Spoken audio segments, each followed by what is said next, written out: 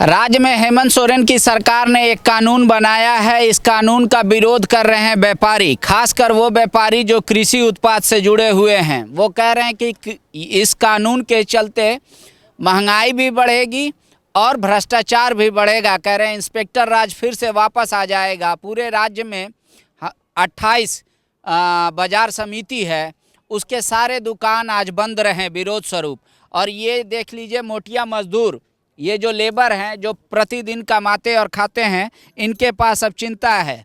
हालांकि ये बंदी अभी एक दिन का सांकेतिक तौर पे था, लिहाजा ये अपना घर चला सकते हैं उधारी और कर्जा लेकर। लेकिन अब व्यापारी का कहना है कि अगर सरकार नहीं मानी तो 15 तारीख से अनिश्चितकालीन बंदी हो जाएगी सारे दुकान का। हमारे साथ संघ के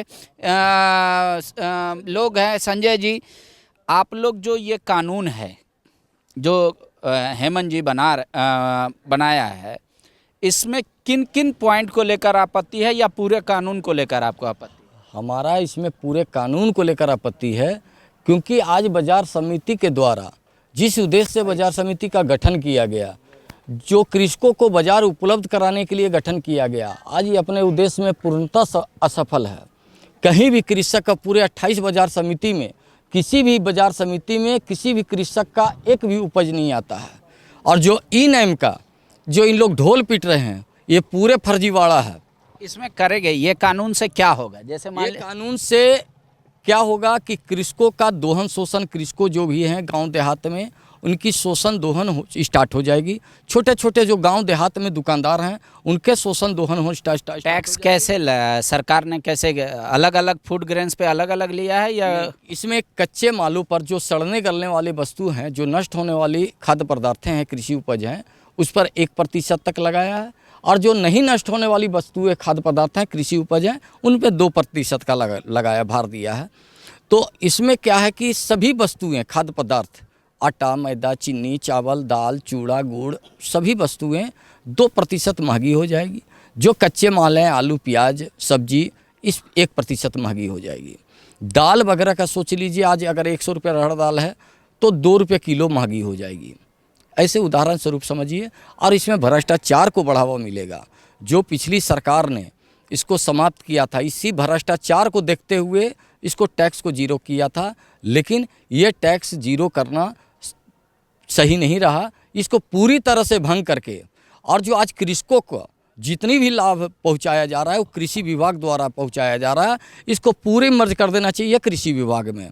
और जो कृषक को लाभ पहुंचाने का योजना है, केंद्र सरकार को हो या राज्य सरकार। बाजार समिति का गठन जब हुआ था 80-82 में, तो उद्देश्य तो यही था कि भाई किसान माल ला के यहाँ बेच देगा अपना, उसको बाजार मिल जाएगा और उचित दाम पे मिलेगा। मान लीजिए बिचौलिया खरीदता तो कम मिलता। मान लीजिए साधारण मार्केट में अगर किसान को 6 रुपये आलू मिलता तो यहाँ 10 रुपये मिलता। उस उद्देश्य का लाभ तो मिल रहा है ना किसानों को। देखिए, जब गठन किया गया था बाजार समिति, तो 1960 में गठन किया गया था। केंद्र सरकार का जो भी सरकार रही होगी, वो बहुत सोच समझ के, उस समय बहुत गरीब तबके के कृषक होते थे। इतना डिजिटल नहीं था, हाईटेक नहीं था इंडिया, और बहुत छोटे छोटे गांव देहात में कृषक होते थे। उनको बाजार उपलब्ध कराने के लिए केंद्र ने योजना बनाई कि बाजार समिति का गठन किया जाए। और जो छोटे छोटे गांव देहात में कृषक, प्रखंडों में कृषक रहते हैं, उनको बाजार उपलब्ध बाजार समिति के द्वारा, कृषि विपणन के द्वारा बाजार उपलब्ध कराई जाए। लेकिन ये अपने उद्देश्य में असफल रहे।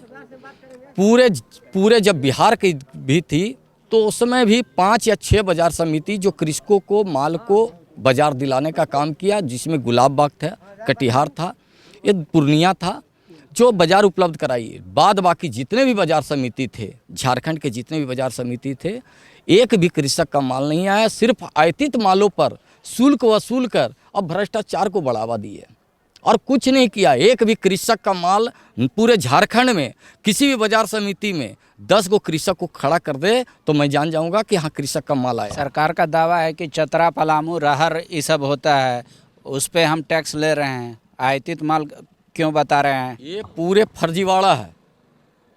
जितने जो आंकड़ा बाजार समिति के द्वारा दी जा रही है, अभी आप रांची बाजार समिति में आंकड़ा मांगिए कि ई-नैम के द्वारा पिछले 10 महीनों में 57 लाख का मड़ुआ खरीद हो गई। तो आप जरा सा ये भी पूछिए कि बाजार समिति पदाधिकारी कि पूरा हमको डाटा दीजिए, जो 10 महीना में 57 लाख की मड़ुआ खरीदी हुई और जो खरीदे वो कहाँ बेचे, अपने तो नहीं खाए होंगे 57 लाख का, तो जो खरीदी हुई तो कहाँ बिक्री किए, कहीं बाहर भेजे, गुवाहाटी भेजे, दिल्ली भेजे, कहीं भेजे होंगे ना, कि अपने खा गए 57 लाख का मड़ुआ। आप पूरे पोर्टल पर देखिए, तो मैंने देखा हूँ ये पूरे पोर्टल पर सिर्फ मड़ुआ की ई नाम में खरीदारी हुई है। एक भी कृषक का न गोभी बिक्री हुए न धान बिक्री हुए, तो क्या सिर्फ झारखंड में धान मड़ुआ ही सबसे ज़्यादा होता है क्या? सरकार कह रही है कि केंद्र का ये कानून है और अगर हम इसको लागू नहीं करेंगे तो PGMSY थर्ड फेज का पैसा बंद हो जाएगा। तो व्यापारी हमको क्यों दोषी मान रहे हैं? ये कई राज्यों में लागू है ये कानून, वहाँ तो कोई विरोध नहीं हो रहा है। यहाँ पे इस तरीके का पूरा एक माहौल क्रिएट किया जा रहा है। यहाँ के स्थानीय सांसद पे कांग्रेस आरोप लगा रही है कि स्थानीय सांसद के बहकावे में है व्यापारी। देखिए, स्थानीय संसद का इसमें कोई योगदान नहीं है और ना हम लोग जाकर अभी तक मिले हैं, और वो अपने मन से किसी भी सांसद विधायक अगर हम लोग के पक्ष में आते हैं तो मैं उनको बोल भी नहीं सकता हूँ कि नहीं आइए। अब रह गया, सुन लीजिए, जो केंद्र का मॉडल एक्ट 2017 है, इसमें प्रधानमंत्री की एक योजना आई है ई नैम को आप बृहद रूप में, क्योंकि आज भारत डिजिटल इंडिया हो गया, आप इसके साथ कृषकों को, जो छोटे छोटे गांव प्रखंड में जो कृषक हैं उनको इसके साथ जोड़िए, उनको जो कृषि उपज है आप बृहद बाजार दीजिए।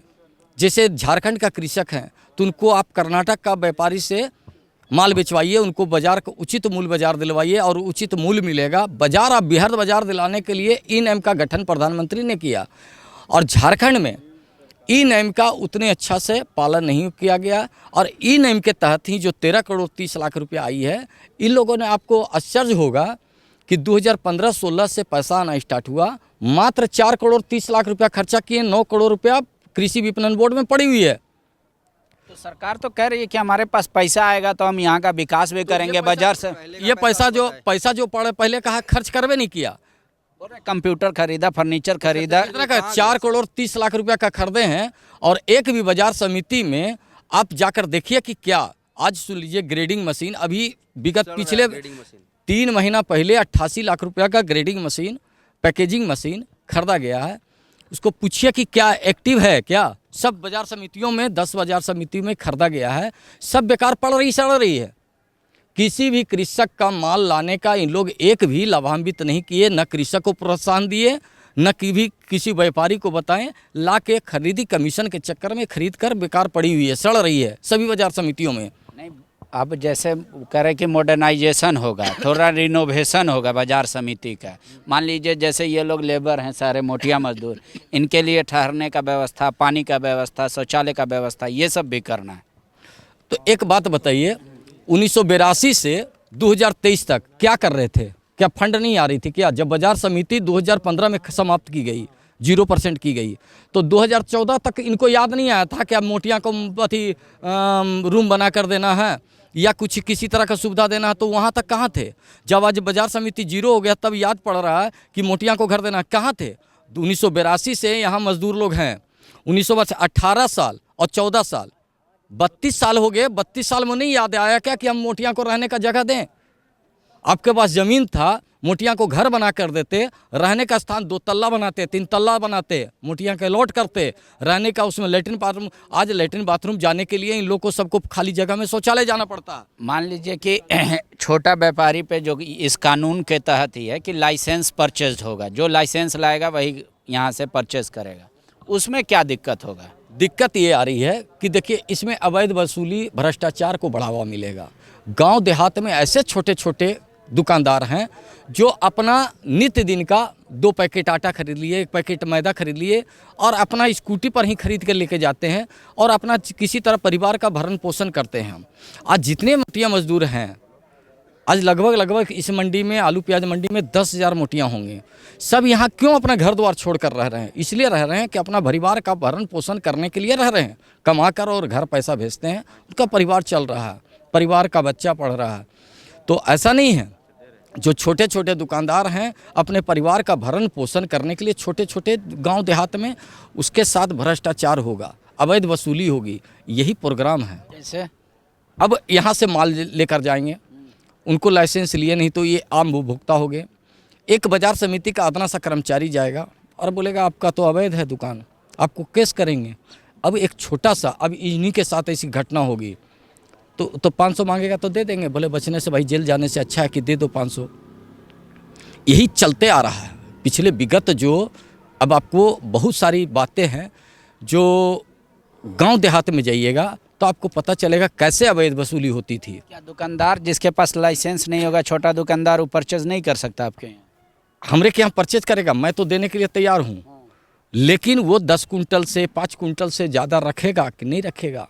पिछले पहले जो होता था, क्या होता था कि अब कह रही है कि महीने में छूट दिए हुए हैं कि बिना लाइसेंस वाला भी परचेज कर सकता है। महीना में 3 बार छूट है, चौथी बार खरीद के ले जाएगी तो अवैध हो जाएगी।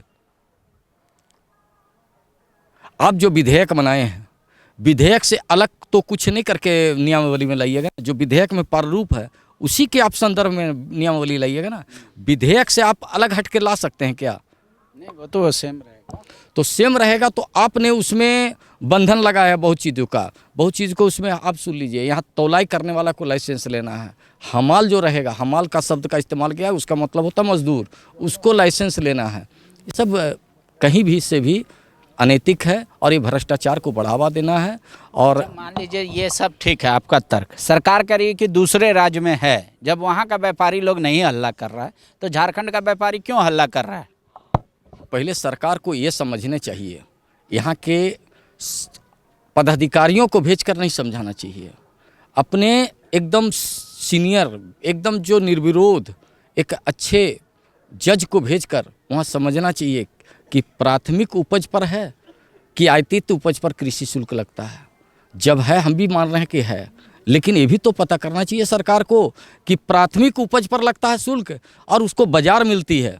आप जाकर अगर कहीं से है संपर्क तो छत्तीसगढ़ में पूछिए, वहाँ बाजार समिति में ऑलरेडी कृषक माल लाते हैं, अपनी उपज को लाते हैं, वहाँ ग्रेडिंग होता है। झारखंड में कितना कृषक है, मान लीजिए एक अनुमान के तौर पे, कितना सिंचित भूमि है, कितना फसल होता है, कितना भूमि है? 25 लाख हेक्टेयर पूरे झारखंड में। पूरे झारखंड में कितना फसल होता है और कौन सा है? अभी सबसे ज़्यादा अगर किसी चीज़ की हो रही है तो वो है धान। धान की इतनी बेहद फसल हो रही है, इतनी अच्छी, और ख़ास करके आपको विश्वास नहीं होगा 2014 से लेकर 2023 तक इतना पार अगर आप चढ़ाया कि आप एक मरतबे सिंचाई विभाग से आप इसकी, कृषि विभाग से आप इसकी लीजिए आंकड़ा, आपको समझ में आ जाएगा, बूम कर गया। तो आप क्या करें, झारखंड का लोग जितना खाना खाता है, चावल खाता है, आटा खाता है, दालू खाता है, मैदा जो भी खाता है, उसमें 95% दूसरे राज्यों से 95% दूसरे राज्यों से आयातित है, दूसरे राज्य पर आश्रित है, क्योंकि ये राज्य खनिज संपदा राज्य है, कृषि आधारित राज्य नहीं है। बिहार कृषि आधारित राज्य है, यहाँ खनिज संपदा राज्य है, ये भी सरकार को देखनी चाहिए। और दूसरी क्या है कि आपको बाजार उपलब्ध कराना है कृषकों के लिए, आप जेन्युइन काम करिए ना, हम लोग का कोई विरोध नहीं है। आप बाजार उपलब्ध करा नहीं रहे हैं, एक कृषक को लाभ नहीं पहुँचा रहे हैं और आप शुल्क लाद रहे हैं, तो किसको भार पड़ेगा? आम जनता को। आप आम जनता इसको नहीं देखती है कि क्यों दाम बढ़ गया, लेकिन ये सरकार की इन नीति से, बाजार समिति शुल्क लगने से सभी कृषि उपज के दाम बढ़ जाएंगे और सरकार को इसमें विचार करनी चाहिए। बहुत ज़्यादा इससे आमदनी नहीं है, मात्र 70 करोड़ के आसपास पूरे साल में 2014 में आमदनी थी, और 70 करोड़ रुपया के चलते आप नया बोझ आम जनता पर डाल रहे हैं, कृषकों को भयोदोहन करवा रहे हैं। ये गलत है, सरासर गलत है। ठीक है, ये सांकेतिक था। आगे आप लोग क्या करेंगे, क्योंकि ये तो अब नियम बनेगा, लागू होगा पूरे राज्य? आगे हमारे फेडरेशन के द्वारा लगाई गई है कि कल पूरे झारखंड में जितने बाजार समिति है, काला झंडा लगाकर पूरा विरोध प्रदर्शन करेंगे। परसों है बादल पत्रलेख का पुतला दहन किया जाएगा पूरे बाजार समिति में, पूरे झारखंड में। उसके बाद हम लोगों ने ई नैम का भंडाफोड़ करने के लिए प्रधानमंत्री के यहाँ चिट्ठी लिखेंगे कि इसकी जांच करवाई जाए। जितने भी जो झारखंड में ई नैम का ट्रेडिंग की गई है, इसकी जांच, बेहद जांच करवाई जाए। चौथा में हम लोग बादल पत्रलेख के लिए मांग करेंगे कि इस मंत्री जी को हटाया जाए। सोनिया गांधी, राहुल गांधी और मल्लिकार्जुन खड़गे से पूरे झारखंड से चिट्ठी लिखी जाएगी उसके बाद 15 तारीख से अनिश्चितकालीन के लिए करके, इसके बाद सरकार नहीं मानी तो 15 तारीख से अनिश्चितकालीन बंद करेंगे पूरे झारखंड के व्यवसायी। ठीक है, ये नया टैक्स पॉलिसी को लेकर विरोध है। बायोम ने दिए हैं नीट 2022 के Jharkhand toppers. Class 8, 9, 10, 11th and 12th के स्टूडेंट्स के लिए आ गया है बायोम टैलेंट रिवॉर्ड एग्जामिनेशन, जहां उड़ान एडमिशन स्कॉलरशिप में पाएं up to 1.25 crore discount and up to 100% scholarship in classroom programme along with cash prize and reward. बायोम, हीनू एवं नगरा टोली, रांची।